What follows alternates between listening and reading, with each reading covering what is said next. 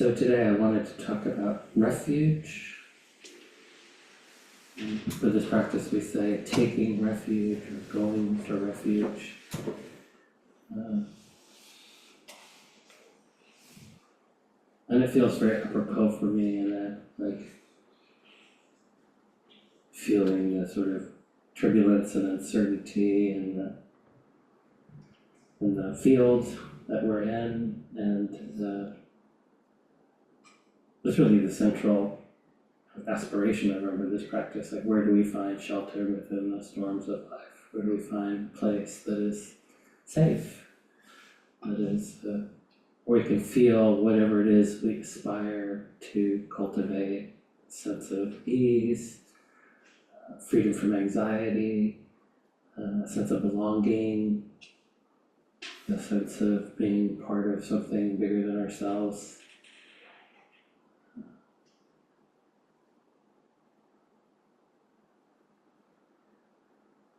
And so this idea of refuge is that this word refuge has kind of two meanings, like the meaning of someone the refugee who finds their way to the safe place, free from the danger that they're in. And unrelated, but slightly different, is like a wildlife refuge, where we're protecting and nourishing and creating an environment where the animals can thrive. So going for refuge or taking refuge is like this, where we're acknowledging the beautiful, beneficial streams of practice and sort of honoring them, making a kind of commitment to live in alignment with these principles as a kind of more reliable kind of refuge. In so many ways that we seek refuge. Netflix, a tub of ice cream, and not knocking those things, but when they're done, you're right back where you started, maybe even a little worse. Too much ice cream, feel kind of sick. Too much suspense or drama, you feel a little agitated.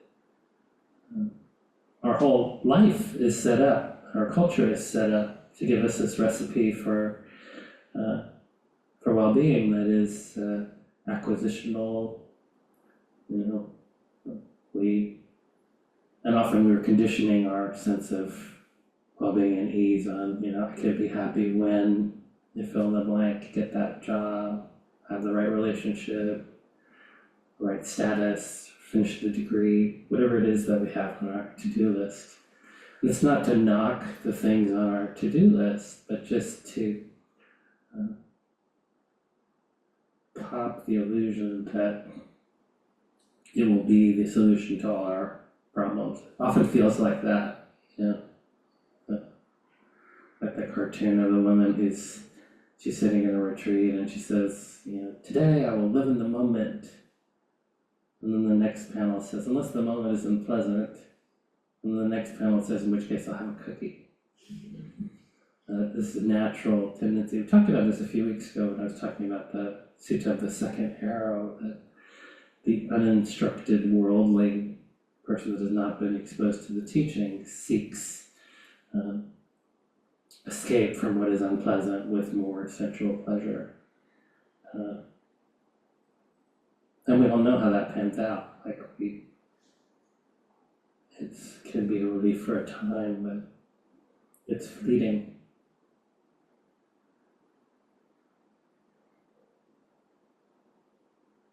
So going for refuge is often, it's done as a chant. We'll do the chant together at the end. Some of you will know it.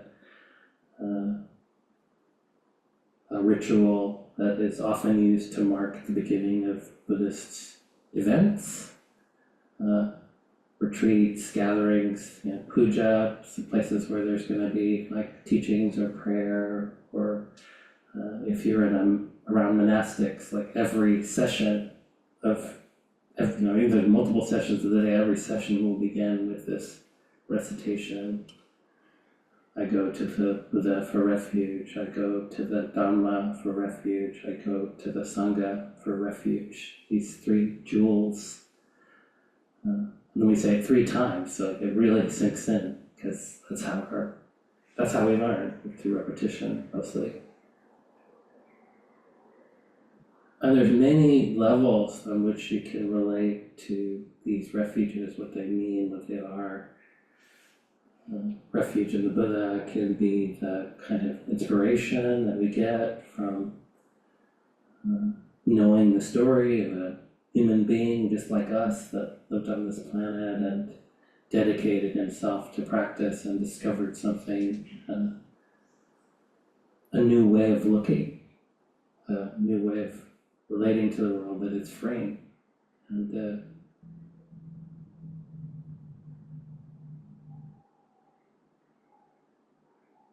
what's possible for him, it's possible for us. It's the other aspect of refuge in the Buddha, refuge in this own nature of our own mind bodies to be ripe for transformation. I think it's probably safe to say that everyone that's hearing the sound of my voice has some faith in that, or you wouldn't be practicing meditation. Or maybe you're brand new and you just have some intuition that this is like a fruitful thing. There is a possibility for more ease, more well-being, some transcendence.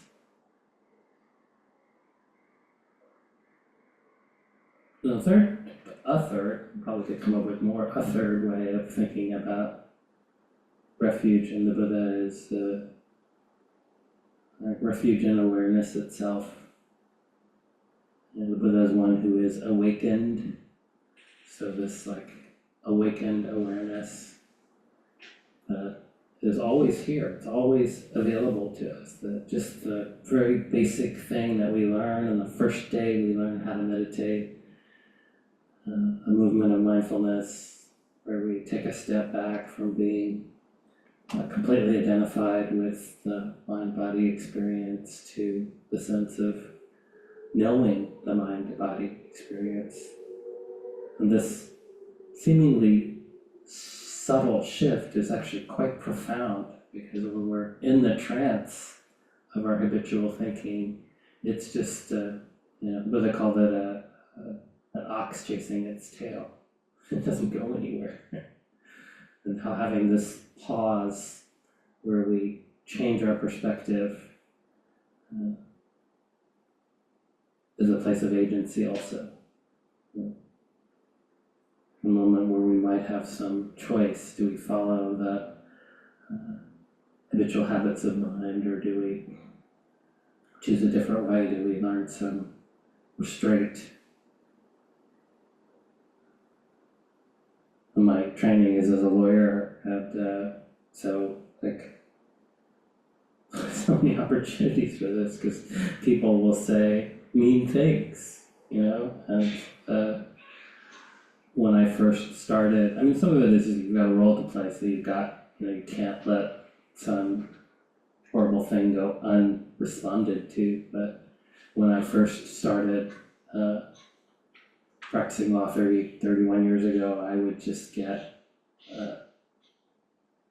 really inflamed. I can't even believe it when I think about how far I've come. It's remember first year of practice or so, standing face to face, inches with the opposing counsel, and we were just screaming at each other. And then you see the effect that has on the mind-body. It's like a sickness that is actually injurious to our health and our sense of well-being, probably shortens our life.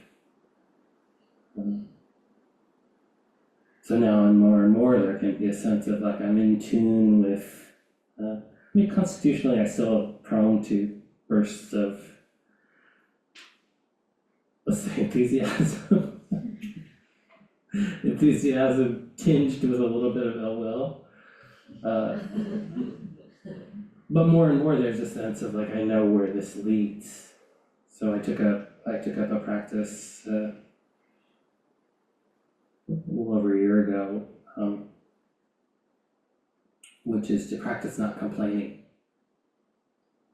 And so I enlisted people in my circle to gently point out anytime I was voicing a complaint, and then realized that like every other thing I would say was a complaint about something. It's a certain kind of mind. It is sort of like the mind that might become a lawyer or a problem solver.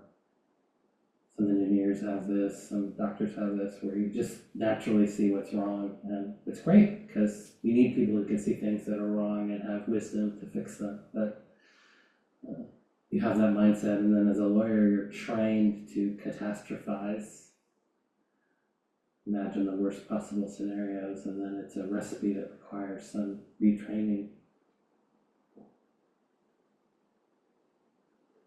Thich Nhat Hanh would say that the mind might be filled with sadness, but when we bring mindfulness in, the mind is no longer filled with sadness because mindfulness is present too.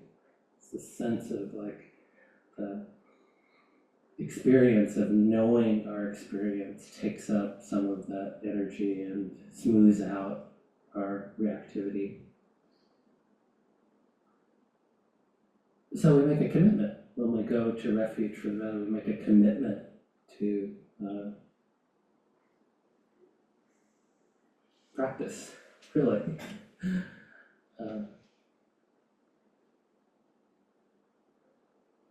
And I go for refuge to the Dharma. This is an aside, I'm trying to retrain myself because there's an Americanized pronunciation, Dharma, and I find myself using that pronunciation, which is a kind of alienation from the culture of my parents. So I'm really trying to say Dharma, part of the training. And this word has many meanings. This word can mean the teachings of the Buddha, the lists, the techniques for meditation, the models of how the mind works. If you come to these kinds of circles long enough, you start to pick up these models. You start to learn about the 5 hindrances, and desire, aversion, restlessness, sloth and torpor, and doubt. You can begin to see how in your own mind these can capture us and ensnare us in ways that don't have to hinder us.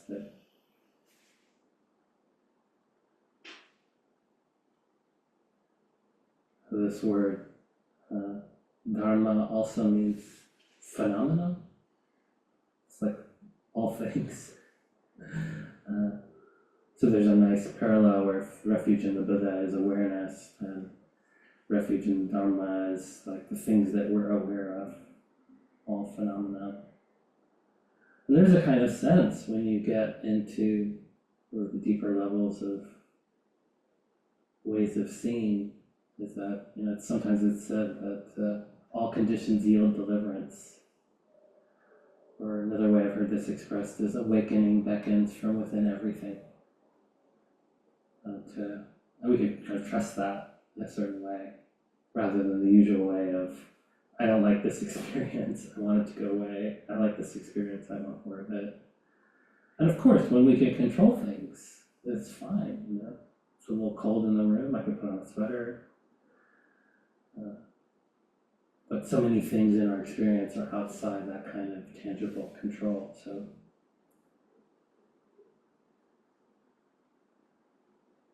Dharma also means nature or natural law. The way things are, how things unfold in kind of a lawful way according to causes and conditions. The 5 recollections are part of this. I am the nature to age, I've not gone beyond aging. I am the nature to sicken, not gone beyond sickness. I am the nature to die, I've not gone beyond dying. We recognize these sort of basic truths, these basic natural laws, so that we're living in harmony with them. An example I always like, I'm sure I've shared it here before, is comes from my Dharma buddy, Anushka Fernandopoulos. And she talks about how children learn about gravity, usually like at about the age that they're in a high chair and they're tossing objects off the high chair, and adults are dutifully picking them up. And then you begin to see, like, if you throw something, it falls down. If you throw it over there, it falls down. You throw it behind you, it falls down. So you get to understand this natural law. And more or less, we live in harmony with this law. I mean, we might drop things or we might fall down, but more or less we live in harmony with this law. If I hold this striker here and I let it go, and it falls and it smashes my phone, I don't go, why me? I take it so personally, because I know this is how things are. So to deeply know the impermanent nature of things, that was a kind of concept that we know intellectually that everything is changing, nothing will last, but we actually are setting up our life to be in harmony with that principle, of which we have no control. So what's the alternative? It's either harmony or disharmony. Ajahn Chah, the Thai forest meditation master, had a favorite cup or a mug. I'm imagining it's like a coffee mug or something. And in the 70s, when Westerners started coming over, a lot of Westerners, I include myself in that category, are a bit snotty or combative with the teacher. And so people were like, you love that mug so much. You're telling us not to be attached, but you're attached to that mug. And he said, in my mind, this mug is already broken. And so like a profound realization that there's nothing really to be attached to, because one day it will break, crumble, disintegrate.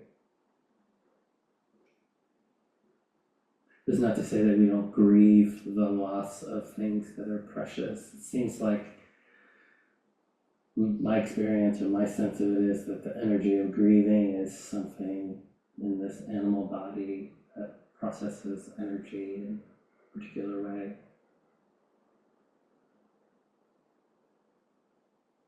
But it's the movement of the mind that feels cheated or dismayed or singled out, or in my cases, complaining about these things that are just nature.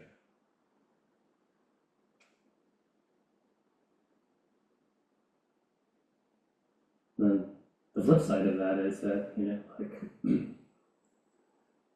when we sit in meditation, when we seclude the mind inward, we're creating conditions for the settling of the mind-body. But it's like if I were to run across a field and I would be out of breath and my heart would be beating fast, my blood pressure would be up, a million things of arousal and activation happening in the body. But when I come into stillness, I could say I regulated myself, but it's actually nature moving through me that's regulating. It's the nature of the body to self-regulate, to find stasis and equilibrium. And we know this profoundly on the level of the body.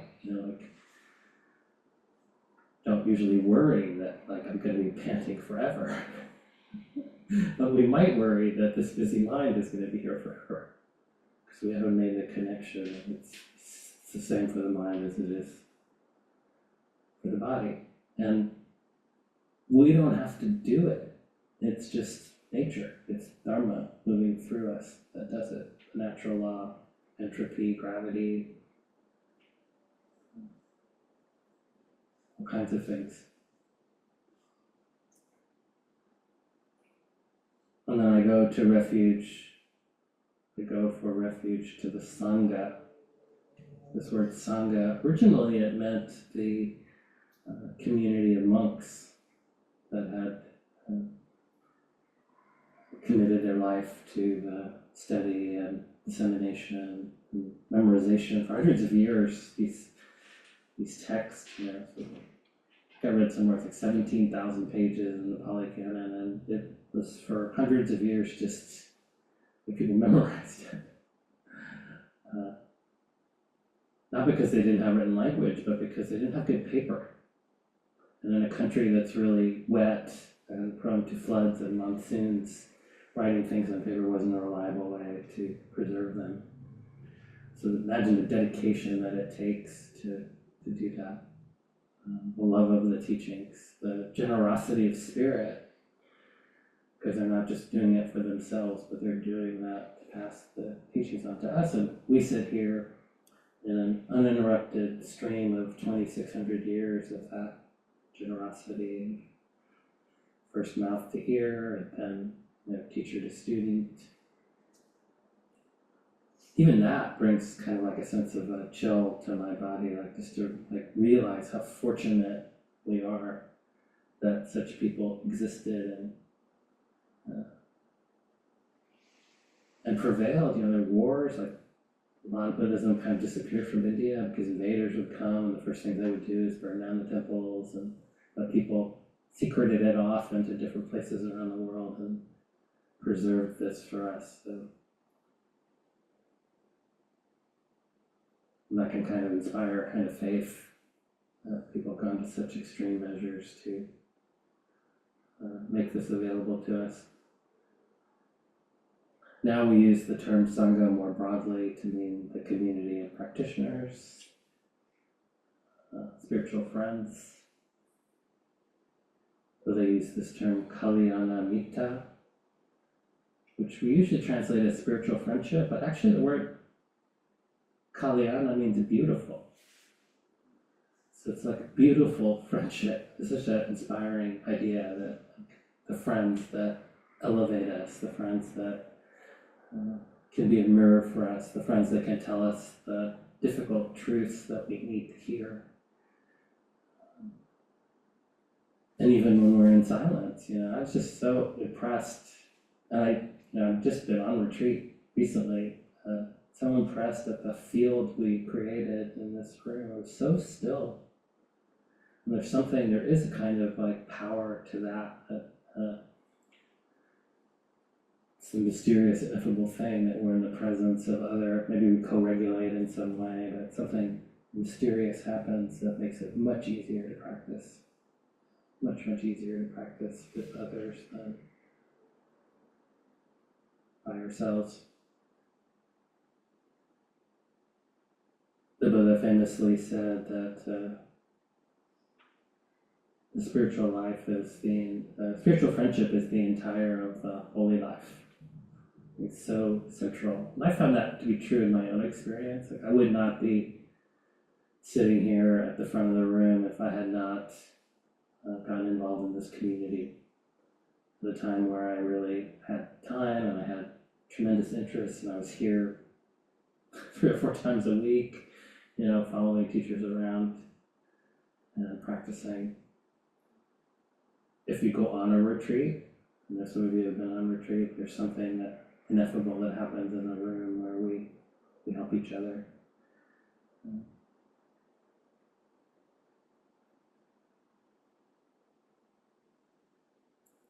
And then a third aspect of Sangha, so if Buddha is refuge in the Buddha is awareness, refuge in awareness itself. And Dharma is phenomenon, so refuge in phenomenon, awareness, taking in phenomenon, then refuge in Sangha is the way in which we befriend our experience. It's developing a heart that is not in contention, related to refuge in the Dharma, we understand the nature of things, and so there's less struggle. And we have, I was just at a metta retreat, so we have these specific practices that are really designed to incline the heart in that direction towards benevolence and kindness. And I was sharing with some people in the room that it sounds weird to say, but it works. When I'm just in the field for a week and I come home and I mentioned I have a cold, I'm not feeling that well. I prize my health, and I've had the good fortune of being mostly healthy. And when I'm not healthy, there's all these streams of resentment and just irritation and all these kinds of things, and it's less. It's just less, but the mind has been conditioned to sort of, okay, yeah, body's doing its thing, it's not pleasant, but it's not the end of the world, I can be with this. So when we go for a refuge, we're kind of making a commitment. Often going for a refuge is done as a kind of initiation into the Buddhist community. On December 7th, we're having a holiday party here, and Melissa McKay and Beth Sternlieb and I are going to lead something, probably do a refuge ceremony. If that's meaningful for you. For me, it's been very meaningful to have this sense of being something, part of something that is so good for myself and so good for the world. So the chant that is done, I love chanting. I'm part of a community that emphasizes chanting as a way of like putting vibrations in the field and softening the heart, and all of it is a practice. Even like if we just take this posture of reverence or respect, it does something in the mind, like move from self-obsession or self-preoccupation to being in relationship with something that's precious, something that we want to honor. Buddha said one of the recipes for happiness and well-being is honoring that which is worthy of honor. So we often will take this posture of humility, namaskar mudra, and then there's a homage, which is again bringing us into a kind of reverence and respect for the Buddha, and we do the homage 3 times. We'll do it in call and response in a minute, and then we chant these words. Buddham Saranam Gacchami. Literally, I go to the Buddha for refuge. Could mean go or it could mean walk. It's the same verb in Pali, so kind of like in my mind I have this like beautiful image of like the Buddha is over there and people are walking in, to kind of commit themselves to this path in some way. Buddham Saranam Gacchami. Buddham is the Buddha, Saranam is refuge, and Gacchami is I go to. And then Dhammam Saranam Gacchami, I go to the Dharma for refuge. Buddham, Dhammam, these words are, Pali has different endings for the words depending on whether subject or object. So, same meaning as Buddha when we say Buddham, same meaning as Dharma when we say Dhammam. And then Sangha, Saranam Gacchami, I go to the Sangha for refuge. And then we say it again. But we say Dutiyampi, which means for the second time. Dutiyampi, Buddham Saranam Gacchami. Dutiyampi, Dhammam Saranam Gacchami. Dutiyampi, Sangham Saranam Gacchami. That repetition. And then we do it a third time. Tatiyampi for the third time. Buddham Saranam Gacchami. Tatiyampi, Dhammam Saranam Gacchami. Tatiyampi, Sangha Saranam Gacchami. And then the homage, Pali words are Namo Tassa Bhagavato Arahato Sama Sambuddhassa. Homage to the blessed, noble, and perfectly enlightened one. And this could be in both senses of like that person that is perfectly enlightened, and then this sky-like nature of awareness itself that doesn't need anything to be added or taken away. It's just liberated in its own existence. So let's chant. I'll chant the homage. We'll do it one time in call and response, and then we'll do it 3 times together.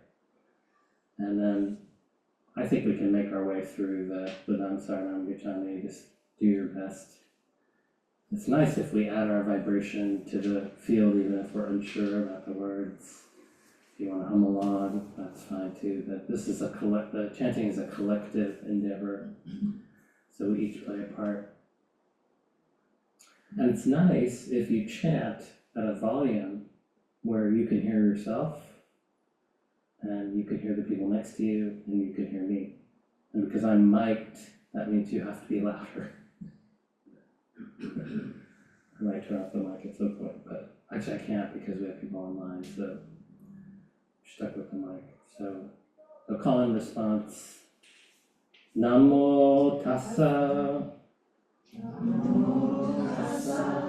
Bhagavato arahato. Bhagavato arahato. Samma sambuddhassa. Samma sambuddhassa. Beautiful. Okay, now we'll do that 3 times together. Namo tassa bhagavato arahato samma sambuddhassa. Namo tassa bhagavato arahato samma sambuddhassa. Namo tassa bhagavato arahato samma sambuddhassa. There is an English version of that we sometimes chant. I'll chant it and then we do it together. Homage to the blessed, noble, and perfectly enlightened one. Homage to the blessed, noble, and perfectly enlightened one. Homage to the blessed, noble, and perfectly enlightened one. Homage to the blessed, noble, and perfectly enlightened one. Oh, this group is great. Okay, so we'll just do Buddham Saranam Gacchami, Utyanpi Tatyanpi. Buddham Saranam Gacchami, Dhammam Saranam Gacchami, Sangham Saranam Gacchami, Dutiyampi Buddham Saranam Gacchami, Dutiyampi Dhammam Saranam Gacchami, Dutiyampi Sangham Saranam Gacchami, Tatyampi Buddham Saranam Gacchami, Tatyampi Dhammam Saranam Gacchami, Tatyampi Sangham Saranam Gacchami.